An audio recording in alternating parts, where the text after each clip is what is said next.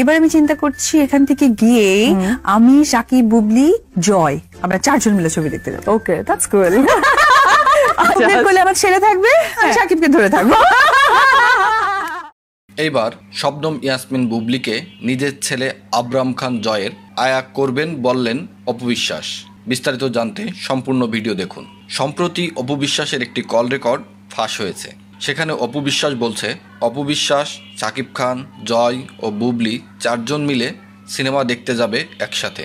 Cinema দেখতে গিয়ে সাকিব খান ও অপু বিশ্বাস একসাথে রোমান্স করবে, আর জয়কে দেখবে বুবলি। হাসতে হাসতে অপু বিশ্বাস বলেন, বুবলি তো দেখাশোনার কাজটা ভালো করে করতে পারে, বুবলি তো ফ্যান হয়ে আসছে, আর আমি নবাগতা যাকে নিয়ে কথাবার্তা হয়, নবাগতা তুমি ফ্যান হয়ে এসছো, আর আমি জীবনে সময় হয়ে আসছি। 8 বছর সংসার করেছি, তুমি তো 8 দিন। যাক না, 8টা মাস, তারপরে বোঝা যাবে যে পানি কোথায় গিয়ে কোথায় গড়ায়।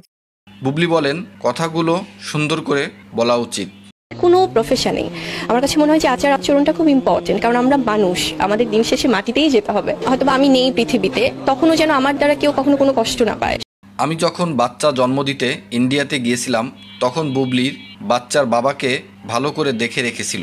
এখন যেহেতু ছেলে হয়ে গেছে, তাহলে বাচ্চাকে ভালো করে দেখে রাখতে পারবে। এই কথাগুলো বলে অপু বিশ্বাস অট্টহাসিতে ফেটে পড়ে।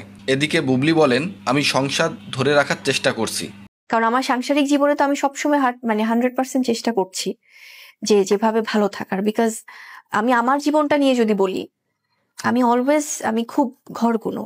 আমি চেয়েছি আমার ঘরটা বাঁচাতে সবসময়,